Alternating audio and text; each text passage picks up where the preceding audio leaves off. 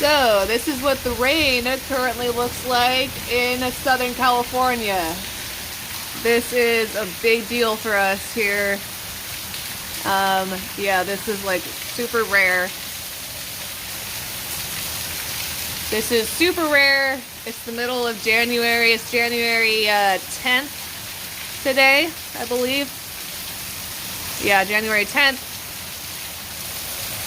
There have been reports of like intense storms in Northern California. I guess people being evacuated supposedly. I know somebody in Oregon who they had some pretty intense snow like a couple weeks ago, I think.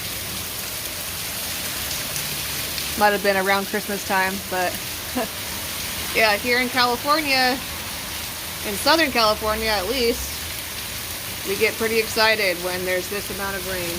So, just thought I'd share. Wow, look at that. It's actually raining hard. So rare. Alright. There you have it.